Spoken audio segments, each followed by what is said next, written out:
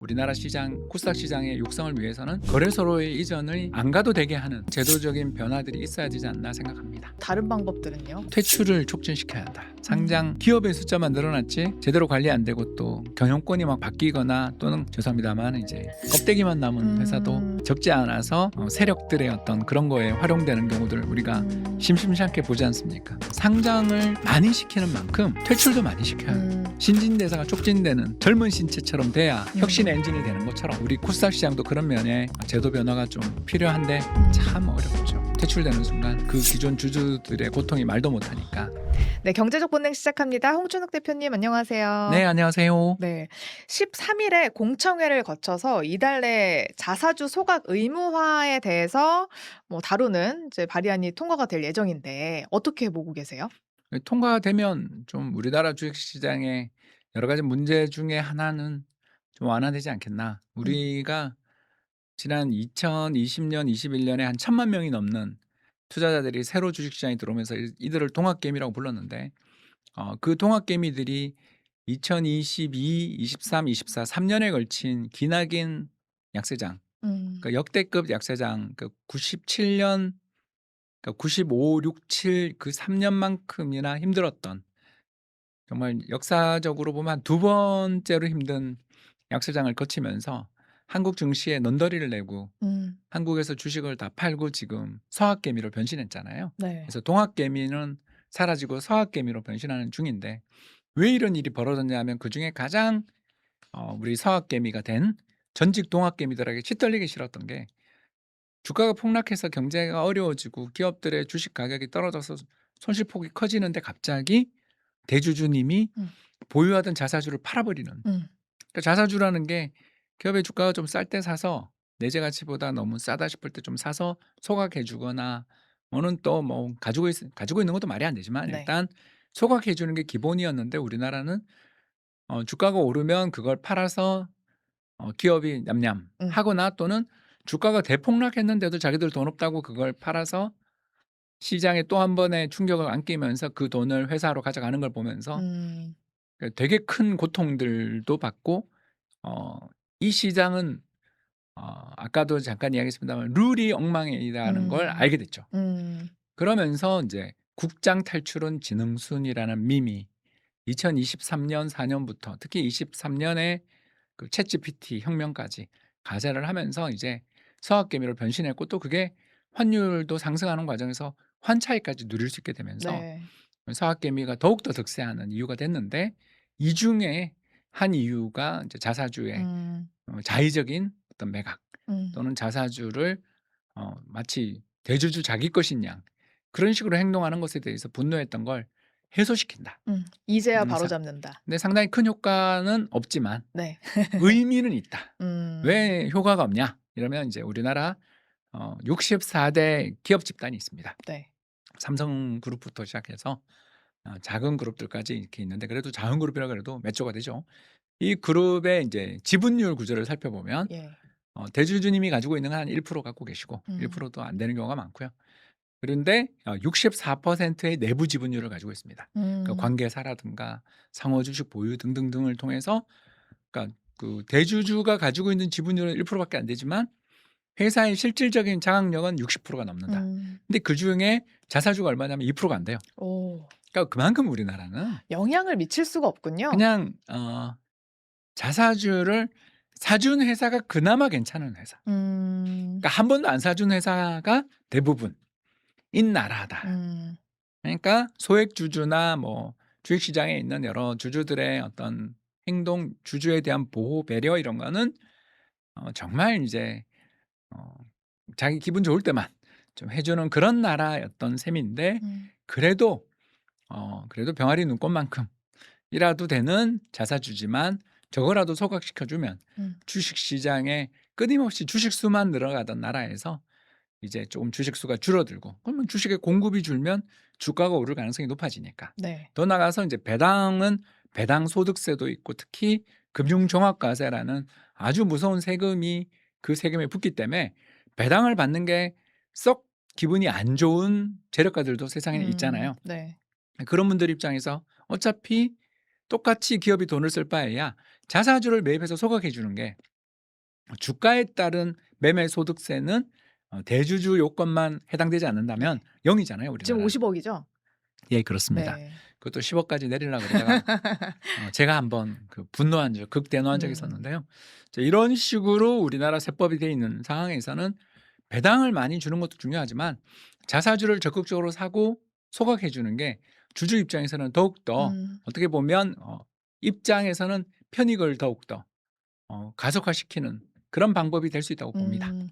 그러면 개정안 대로면은 회사가 자사주를 취득을 하면 원칙적으로 1년 내에 소각을 해야 된다라고 하는데 이 또한 별 영향은 미치지 않겠지만 그래도 기분이라도 좋게 해 예, 줄 수 그러니까 있는. 메시지. 네. 그러니까 지금 벌써 이 상법 개정안 전부터 시작해서 자기가 가지고 있는 회사 그 자사주를 활용해서 막 그 주식 교환 채권 음. EB라고 들어보셨는지 모르겠습니다. 그래서 이런 것부터 뭐 다른 또 자기랑 사이 좋은 데다가 일부러 주식을 맡기는, 사전 작업들. 예, 그래서 이제 이걸 백기사라고 부르는데요. 네. 뭐 가장 대표적인 게 삼성물산 모직 합병 때 음음. 삼성물산의 자사주가 갑자기 KCC한테 넘어갔던 거 기억나시는 분들이 있을지 모르겠습니다. 제가 네. 그때 현업에 있어서. 아. 그런 식으로 해서 간발의 차이로 그때 인제 삼성물산과 모직 합병안이 통과됐던 거, 그런 것들 기억나실 겁니다. 음. 근데 그 자사주에 이전이 없었다면 사실 간발의 차이로 인제 반대가 더 많을 뻔했었죠. 음. 국민연금의 찬성 의결과 함께 자사주의 이전이 굉장히 큰 영향을 미쳤던 걸 기억하실 그럼 것입니다. 재벌 구도에도 영향을 좀 미칠 수 있다고 뭐 생각하세요? 그렇게 갈 수도 있는데 음. 아까 이야기했지만 인제 삼성물산 모직 합병은 특수 상황이었고 네. 우리나라 전체 지분율 인제 그 내부 지분율 62% 중에 한 2% 포인트밖에 안 되기 때문에 음음. 상징적 의미가 아직은 더 크다. 음. 그러나 앞으로 더 이런 자사주의 매입은 즉각 소각이다라는 그런 게 인식을. 원칙이 확인됨으로써 기업들이 자사주를 소각해 주는 일이 상시화되고 정례화되기를 기대하는 거죠. 음. 근데 자사주 소각에 대해서 이렇게 얘기하시는 분들도 있어요. 뭐 결국에 이론상으로는 주당 가치도 높아지고 주주 환원의 플러스도 되긴 하지만 반대로 기업 입장에서는 자본 정책 유연성이 줄어든다. 그리고 이거 경영권 뺏길 수도 있다. 사모펀드나 이런 데. 이런 얘기도 하던데 기업들의 입장은 어떻게 보고 네, 뭐 계세요? 그런 회사는 아주 극소수 있죠. 음. 그러나 인제 64대 음음. 기업 집단 그 공정거래위원회 통계를 부인하시는 것 같습니다. 그런 주장을 음. 하시는 분들은. 이제 그런 분들도 계시는 거죠. 근데 사실 자사주 소각에 대한 기사가 나오면 늘 이 이유로 반대를 하거든요. 네. 근데 인제 한국공정거래위원회 통계가 맞는지 아니면 그 기사에 나오시는 전문가분들 음. 주장이 맞는지는 우리 청취자분들이 알아서 판단하시리라 네. 생각합니다. 그럼 개인 투자자들은 앞으로 공시에서 뭘 좀 보면은 이득이 좋을까요? 그래도 자사주 매입해 주면 음. 상징적인 그 의미는 확실히 있죠. 상승 왜냐하면 효과. 그렇죠. 뭐 전체 상장 주식의 1% 2%를 자사주 매입한다 그러면 1년 내에 소각하는 거니까. 음. 그건 굉장히 주식 공급을 줄여주는 효과, 그리고 더 나아가서 그게 만약 인제 주가가 폭락하는 음. 시기였다. 저희들이 이제 버크셔 스웨이 예를 많이 드는데요. 워런 버핏이 은퇴하기 전에 버크셔 스웨이 주가가 많이 빠진 적이 있었습니다. 네. 그때 인제 적극적으로 자사주를 사는 거예요. 그래서 질문을 하죠. 그 주주총회에서 어 "버핏 영감님 왜 사요?" 그랬더니 "아 지금 시장에서 제일 싼 게 우리 회사 같아요." 이렇게 웃으면서 코카콜라 마시면서 그 이야기를 하셨거든요. 네. 그 말씀을 보면서 참 제가 그럼 기업들 입장에서 음. 자기 회사의 내재 가치 대비 시장에서 그렇게 저가로 거래가 된다라면 이걸 사서 기업의 가치를 높이게 되면 주주들의 우호도를 높임으로써 오히려 음음음. 적대적 M&A의 위협으로부터 어. 자기들을 막아줄 수 있는 우호 세력을 만들 거라는 생각은 왜 안 하는지 그러게요. 그렇게 묻고 싶은 거죠. 전체 주주를 내 편으로 돌릴 수 있는 아주 쉬운 방법인데. 그렇죠. 그때 삼성물산 모직 합병 때처럼 꼭 음. 수박 안 돌려도 되잖아요. 그러게요. 자사주 소각만 좀 해 줘서 주주들만 내 그렇죠. 편으로 데려와도. 얼마나 좋습니까? 네. 저 얼마 전에 하이닉스 소각을 한번 해 가지고 분위기 되게 좋았잖아요. 네, 근데 이제 하이닉스는 아직 갈 길이 굉장히 멀고요. 멀어요. 그 배당 수익률 한번 조사해 보십시오. 아. 그 이해는 합니다. 왜냐하면 한번 배당을 주다가 중단한 이력이 있는 회사입니다. 네. 이 이유는 당연히 반도체라는 게 슈퍼 사이클도 있지만 윈터 이즈 커밍 그러면서 아 그 시간도 꽤 길었어요. 그렇죠. 그러기 네. 때문에 이게 업황이라는 게 음. 한번 좋아져서 계속 좋아지면 너무나 좋을 텐데 그걸 인제 음. 구조적 호황이라고 부르죠.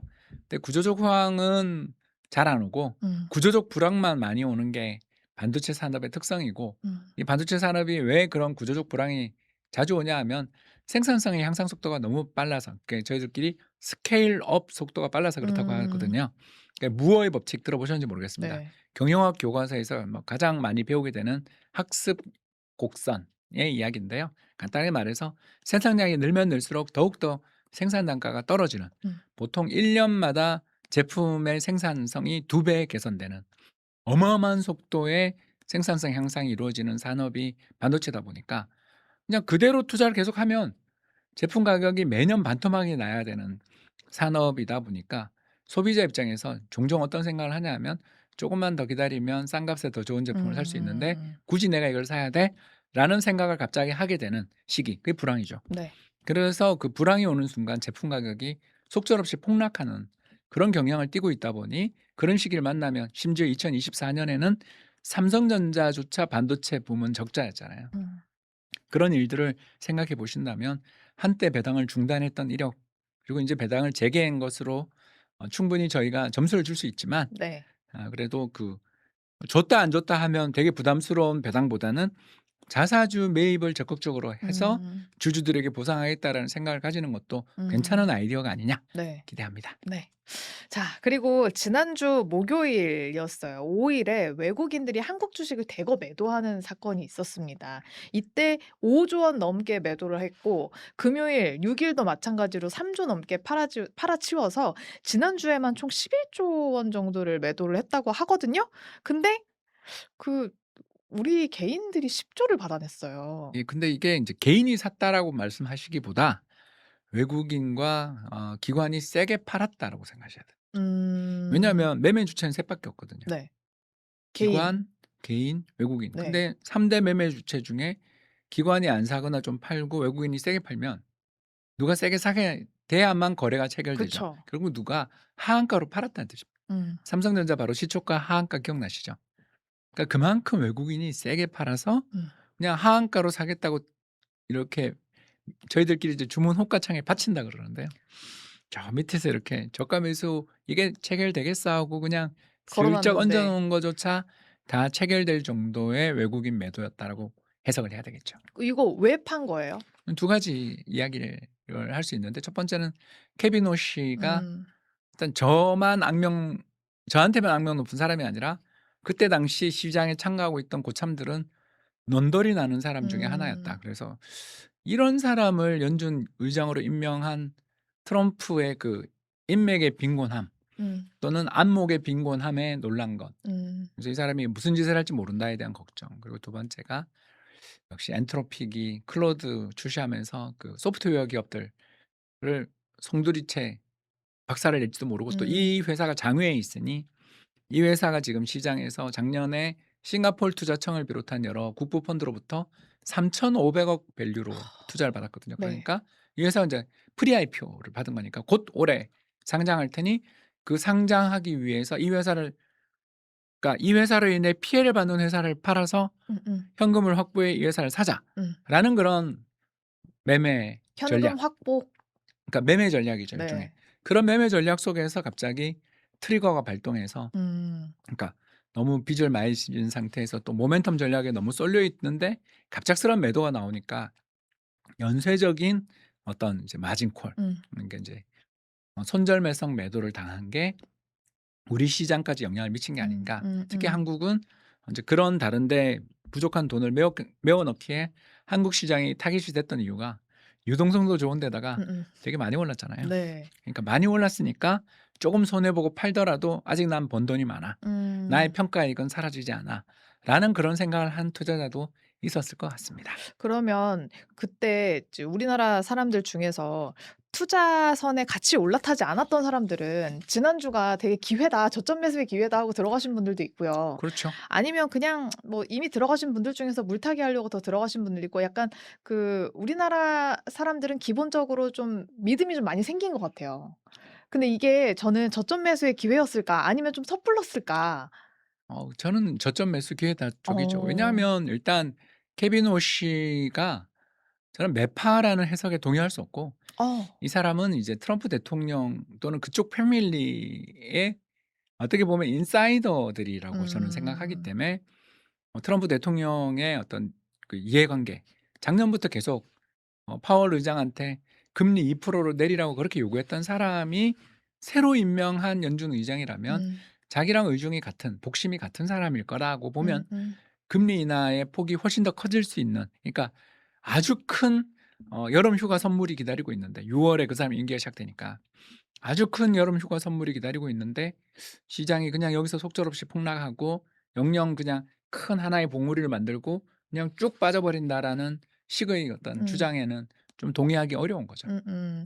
그럼 우리 한국 증시 시가총액이요. 독일에 이어서 대만을 제치고 전 세계 8 위에 올랐는데 그럼 대표님은 '한국 시장의 체질이 그래도 좀 변화했다.'라고 그럼요. 보시는 올해는 거죠? 적어도 그러니까 내년에 정말 내후년에 AI 이제 겨울이 한번 올 음. 텐데 내년? 내후년일 수도 있고 그건 이제 내후년? 타이밍을 물으면 네. 그러니까 이 어마어마한 투자가 갑자기 중단되는 순간이라고밖에 말씀을 못 드리겠죠. 왜냐하면 음. 이제 누군가 자금 고갈돼서 망하는 회사가 나올 때 그러니까 전 네. 세계 지금 이 AI 레이싱, AI 투자에 격전을 벌이고 있는 회사가 한 8개 회사가 있거든요. 음. 이 8개 회사 중에 돈 떨어지는 데가 결국 망할 거 아니에요. 네. 거기가 망하면 그 회사에 싸게 각종 장비, 데이터 센터 재고가 시장에 확 풀릴 때 네. 갑자기 투자가 중단되지 않겠어요? 왜냐하면 그쵸. 그걸 사면 되니까. 음. 내가 굳이 비싼 신품을 살 필요가 없잖아요. 없죠. 네. 그게 2000년 IT 버블 붕괴 이후에 그렇게 급격한 불황이 출현한 이유거든요. 근데 음. 그게 언제 올지를 모른다라는 게 음. 우리의 무서움이고 그래서 인제 언젠가 그게 오겠죠. 다만 이제 제가 말씀드리고 싶은 것은 그게 오기 전까지는 누가 이 8 회사 중에 한두 개가 망할 때까지 이 경쟁은 치열하게 벌어질 텐데 그것에서 약점을 보이는 순간 물어뜯기게 되고 자금 조달이 금방 끊기게 안 되고 되고. 또는 채권 시장이나 주식 시장에서 채권 가격의 폭락, 주가의 폭락으로 연결되는 순간 연쇄적인 음. 바로 파산으로 가게 되거든요. 네. 그러니 남에게 절대 약하게 보이면 안 되는 그러면 남에게 약하게 보이지 않으려면 어떻게 해야 돼요? 예. 더 큰 예상보다 훨씬 더 큰 투자를 해서 따라올 수 있으면 따라와 발을 어. 해야 되는 거고 그 과정에서 가장 큰 혜택을 보는 나라가 한국인데 음. 한국인데 저는 왜 우리가 대만이나 독일보다 음음. 시가총액이 적어야 되는지에 대해서는 음음. 저도 그동안 되게 궁금했거든요. 네. 그러니까 저평가가 심각했던 거죠. 근데 그 얘기를 들어보면 저는 무섭기도 하거든요 사실은. 근데 경제 자본주의 시장 경제라는 게 네. 무서워요. 왜 그런가 생각을 해 보시면 이제 이런 거대한 투자 붐은 한 20-30 년에 한 번씩 오거든요. 네. 이게 인제 90 년대 말에 한 번 왔었던 게 이제 거의 한 25년 30년 네 한 정도. 세대 지난 다음에 온 거예요. 네. 그때 생각해 보시면 월드컴, 엔론, 글로벌 크로싱 등등 그 수많은 기업들의 파산, 노텔 음. 등등 이런 어마어마한 기업들이 파산했거든요.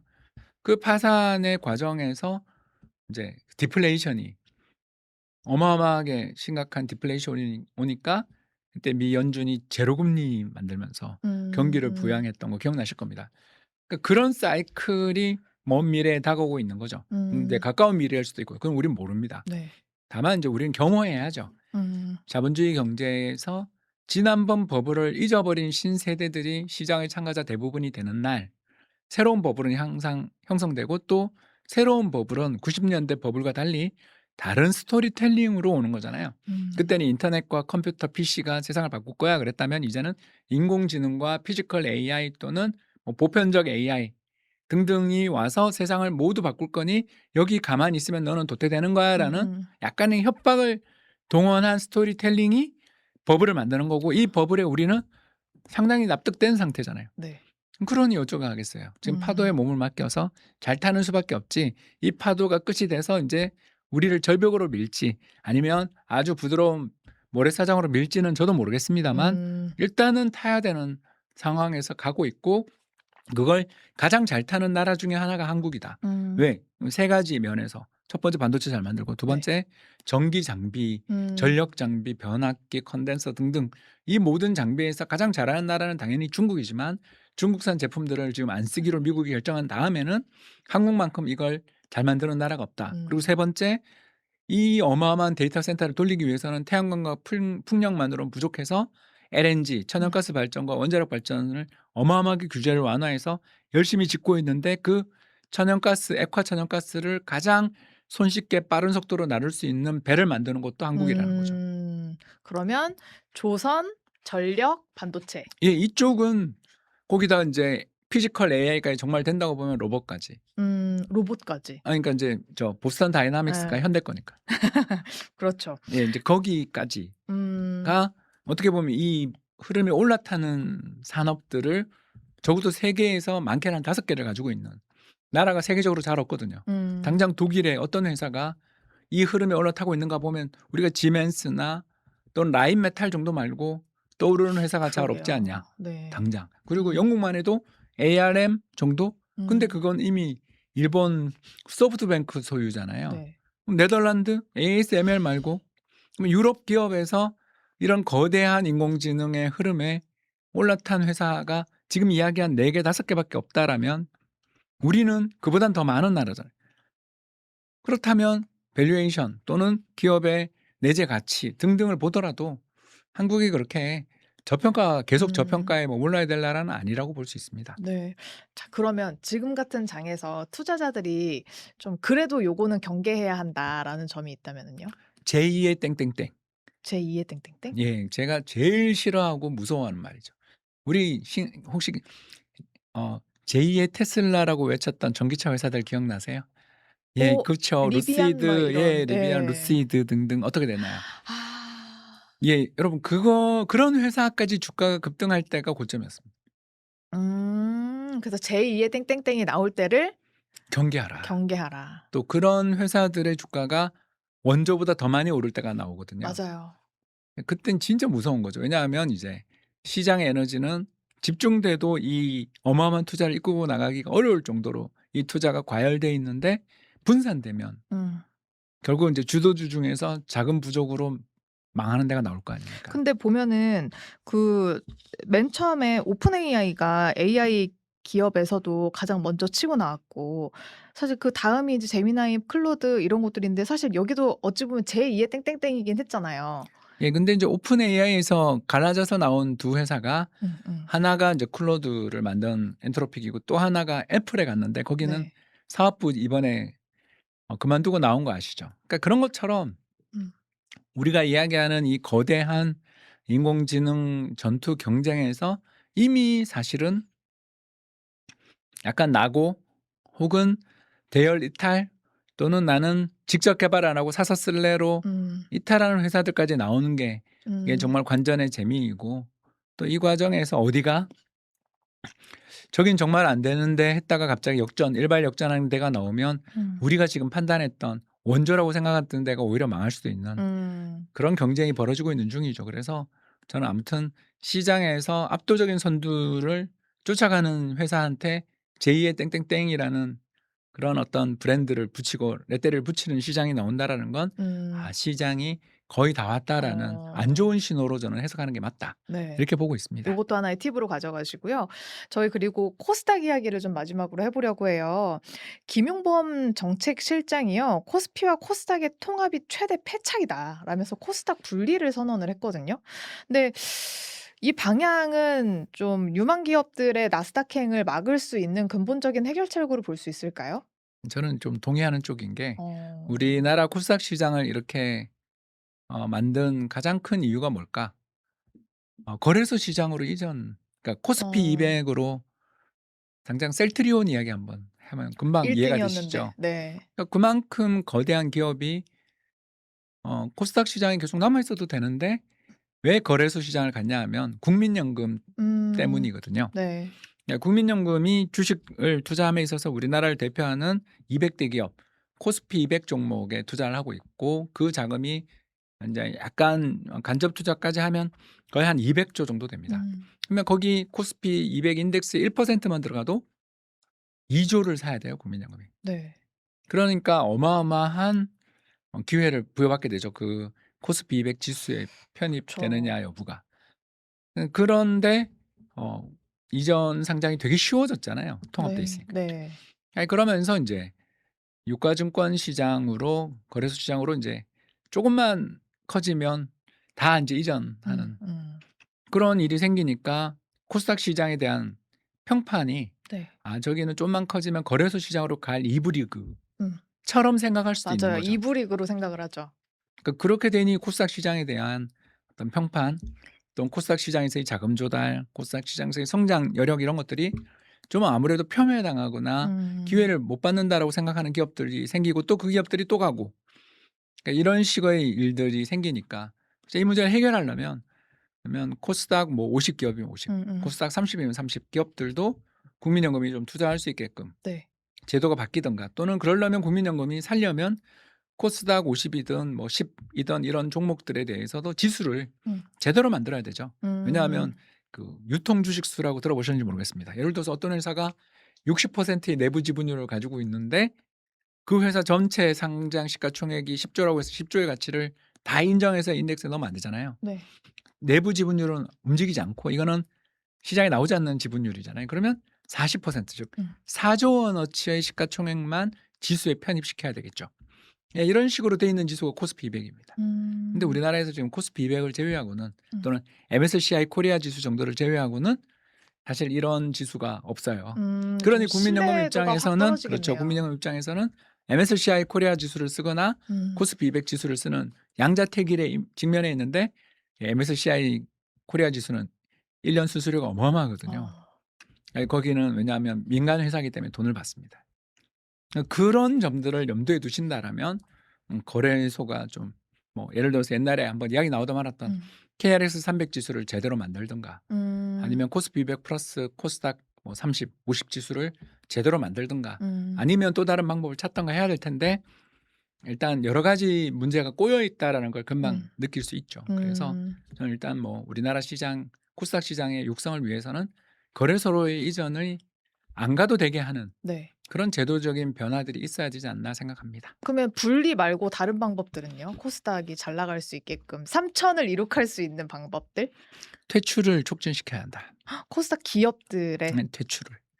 그러니까 그 상장만 하지 관리는 안 되는 주식 막 수만 작전하고 이에 이러는데 그렇죠. 주식 수만 뭐 엄청나게 늘어나 있잖아요. 음. 상장 기업의 숫자만 늘어났지 제대로 관리 안 되고 또 경영권이 막 바뀌거나 또는 죄송합니다만 이제 껍데기만 남은 회사도 음. 적지 않아서 세력들의 어떤 그런 거에 활용되는 경우들 우리가 음. 심심치 않게 보지 않습니까? 그렇기 때문에 상장을 많이 시키는 만큼 퇴출도 많이 시켜야 돼서 음. 적극적인 생로병사가 촉진되고 신진대사가 촉진되는 젊은 신체처럼 돼야 혁신 음. 엔진이 되는 것처럼 우리 코스닥 시장도 그런 면에 제도 변화가 좀 필요한데 음. 참 어렵죠. 음. 왜냐하면 이제 퇴출되는 순간 그 기존 주주들의 고통이 말도 못하니까 그쵸. 이제 이런 어떤 고통들 이런 문제들 때문에 이제 악순환이 온 게 그래서 상장을 또 못 시키 요새 그죠?